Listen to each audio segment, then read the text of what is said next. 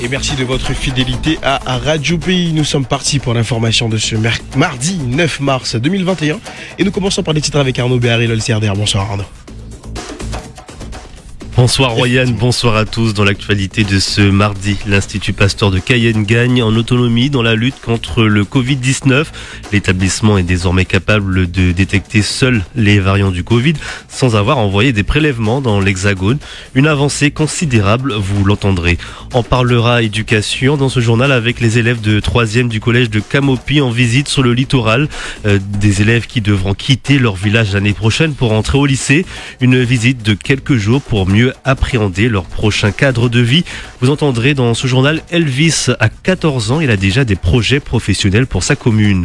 On reviendra également sur la journée internationale des droits des femmes. Des événements ont eu lieu un peu partout sur le territoire. À Cayenne, un cortège a défilé dans les rues pour revendiquer l'égalité des droits pour les femmes.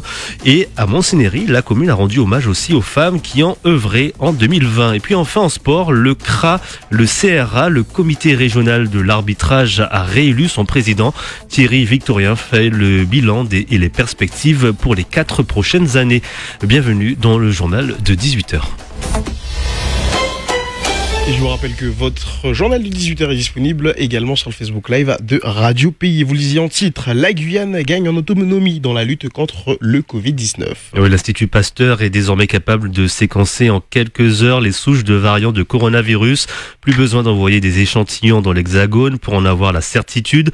Une avancée considérable qui fait de la Guyane l'un des premiers départements d'outre-mer à pouvoir réaliser cette opération. Toute une équipe s'attelle à détecter au plus vite les éventuels variants dans les échantillons fournis.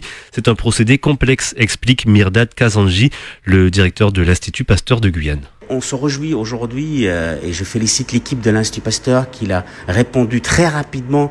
En 2 semaines, on a pu vraiment gagner beaucoup de temps parce que l'Institut Pasteur a été équipé grâce au financement européen FEDER et il a pu avoir tous les équipements nécessaires à l'amplification, au séquençage et aux analyses de données.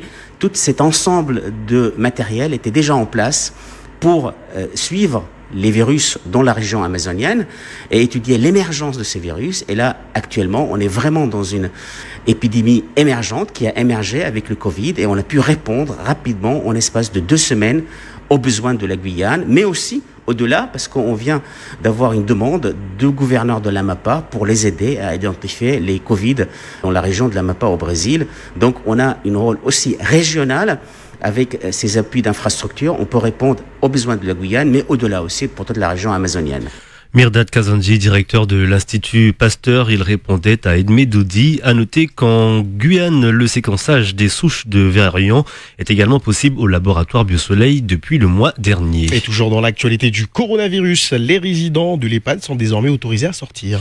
Avec la campagne vaccinale des résidents d'établissements pour personnes âgées qui se termine et l'avis du Conseil d'État, le ministre de la Santé, Olivier Véran, autorise les sorties des résidents d'EHPAD. Depuis le début de la crise, pour protéger les personnes âgées, les visites et sorties des résidents étaient interdites. Elles sont depuis peu autorisées à condition que les résidents soient tous vaccinés. Les élèves de 3e de Camopi ont séjour pédagogique sur le littoral. Oui, les élèves du collège Paul Sweetman de Camopi sont venus pour mieux connaître et appréhender leur environnement à venir lors de leur intégration future en seconde. À Camopi, il n'y a pas de lycée, vous le savez, alors les élèves de 3e qui souhaitent poursuivre leur scolarité n'ont d'autre choix que de rejoindre Cayenne ou le littoral. Mais tous ne comptent pas rester ensuite sur ce littoral, quoi qu'on dise. Il y a un avenir professionnel à Camopi. Elvis, en tout cas, on est convaincu, c'est un élève de 3e.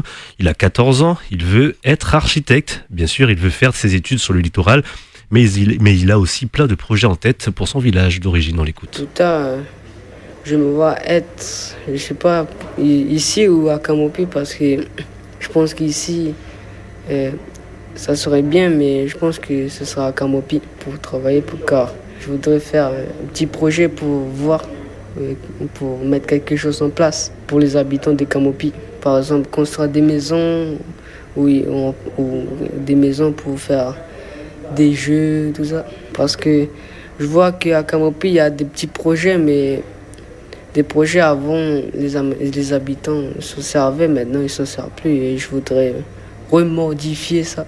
Et moi j'ai envie d'être aussi pour travailler plus tard aller sur Kamopé pour faire un truc pour les habitants de Kamopi parce qu'ils en ont besoin. Voilà, des projets plein la tête pour Elvis, élève de 3e à Kamoupi. Une réaction recueillie par Florian Royer. Une pirogue s'échoue près des côtes kouroussiennes, pas de victimes. Ce matin, vers 8h, plusieurs ballots de vêtements ont été découverts par des passants sur les plages des Roches et de la Cocoterie à Kourou.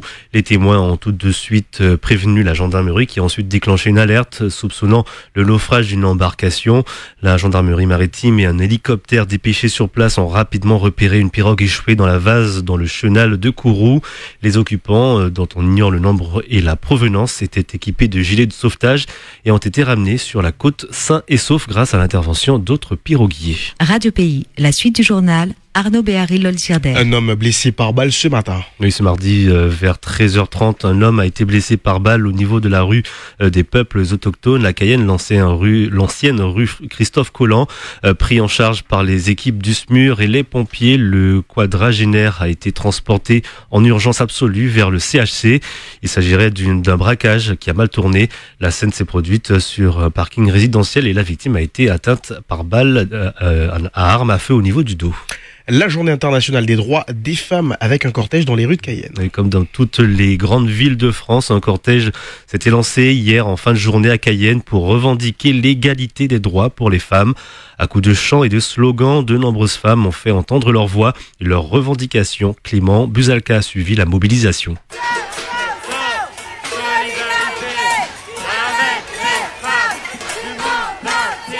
Elles étaient une petite centaine dans le cortège de Cayenne.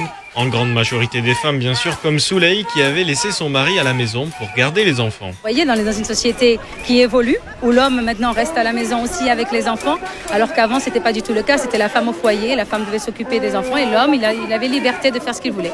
Là, maintenant, ce partage des tâches, je pense que c'est une évolution. C'est une société qui évolue, c'est parfait. Une avancée qu'elle salue, pour autant, pour Souley et toutes les autres participantes à cette marche. La liste des revendications est très longue. Au niveau du salaire, il faut qu'il y ait une réelle égalité parce que ce n'est pas encore ça. Il y a une différence de moins de 25% entre hommes et femmes et c'est vrai qu'à ce jour, ce n'est pas acceptable. Il y a trop encore d'inégalités entre les femmes et les hommes. Nous ne voulons pas dépasser les hommes, nous voulons vivre en harmonie avec eux. Beaucoup de conquêtes ont déjà été acceptées depuis la nuit des temps, mais il reste encore beaucoup à faire. Moi, en tant que femme amérindienne et aussi en tant que femme guyanaise, je dirais, il est important qu'on puisse soutenir toutes les causes féminines et bien sûr toutes les causes de la femme en particulier, il faut vraiment l'impulser, il faut qu'on puisse l'entendre. On rencontre toujours les mêmes problématiques. Les agressions, l'harcèlement, surtout à l'école pour les jeunes filles. À entendre toutes ces citoyennes, à lire les témoignages sur les réseaux sociaux, les prises de parole dans la presse, on le sait, le chemin est encore très long. Toutes ici en sont bien conscientes. Retour avec Souley qui est tout de même assez optimiste. Quoi qu'il en soit, nous allons lutter, nous allons poursuivre ce combat parce que nous devons arriver à cette égalité qui n'est pas du tout un rêve, mais une valeur qui doit se concrétiser.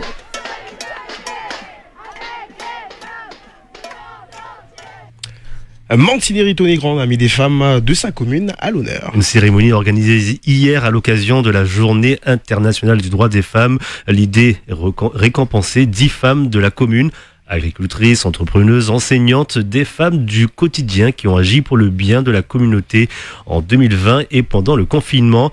Parmi les femmes mises à l'honneur, Gilberte Laguerre, la sage-femme de Mantineri depuis 40 ans. Cet hommage l'a beaucoup émue. Je suis émue et toute rose. Une belle reconnaissance. En fait, suite du décès de ma fille dans un accident de voiture, ça a été un choc très violent. Donc, j'ai eu envie de donner une claque à la vie, on dira. Parce que c'était pas mon vœu premier d'être en libéral. Donc, je suis en libéral depuis 2007. Je me suis dit, comme j'avais beaucoup de patientes sur ma courrière, les collègues ne voulaient pas tellement monter jusque-là. Donc, j'ai dit pourquoi ne pas habiter entre les deux. Donc, j'ai commencé ma carrière ici. J'ai eu mon premier enfant ici. Et j'ai acheté ma maison à Tonnay-Grande. Donc, j'ai décidé de rester à Tonnay-Grande. Donc, je dis toujours qu'il n'y a pas de hasard. J'ai commencé ma carrière ici. J'ai commencé ma vie de femme ici avec mon premier enfant à Tonnay-Grande. Quel message vous pouvez donner aux femmes aujourd'hui? Avoir confiance en soi et faire ce qu'on a envie de faire. À se donner les moyens de réussir et de partager. Gilberte Laguerre, sage-femme depuis 40 ans à Montsinéry Tonnet-Grande, elle répondait à Edmedoudi. On poursuit avec les prix à la consommation en hausse par rapport à l'année dernière, plus 0,6%, et c'est l'alimentation qui a le plus augmenté, plus 2% selon les derniers chiffres publiés par l'INSEE Guyane. Légère augmentation également pour les produits manufacturés, pour les prix du gazole, de l'essence et de la bouteille de gaz. Enfin, les prix des services évoluent quant à eux de 0,7%. L'UCRA a réélu son président. Oui, Thierry Victorin rempile pour 4 ans au comité régional de l'arbitrage en Guyane. L'année dernière n'a pas été simple pour les arbitres. Alors, avec la situation épidémique, Thierry Victorin présente ses projets. Déjà, c'est la formation, donc la fidélisation, le recrutement des arbitres, puisque nous avons mis en place une commission aujourd'hui, la commission de fidélisation et de recrutement de l'arbitrage. Ensuite, le statut de l'arbitrage pour aller rencontrer les clubs, pour discuter avec eux, savoir pour quelles raisons que les arbitres ne viennent pas et comment faire en sorte que ces arbitres-là viennent chez eux. Et troisième grande ligne, donc c'est tout ce qui est l'arbitrage dans les secteurs comme secteur de l'Est, secteur de l'Ouest, évidemment sur le centre. Donc ça, c'est le grand chantier. Après, nous avons tout l'arbitrage féminin, puisque aujourd'hui c'est l'arbitrage féminin que nous devons porter. Et puis nos jeunes, bien évidemment, nos jeunes, c'est très important. Nos jeunes. Ensuite, on a la section arbitrale de Ribert-Léon. Nous avons deux jeunes arbitres fédéraux que nous préparons. On espère qu'ils seront des arbitres fédéraux dans un an. En tout cas, c'est ce qu'on espère. Thierry Victorin, réélu président du comité régional de l'arbitrage. Il répondait à Alain Poulvin.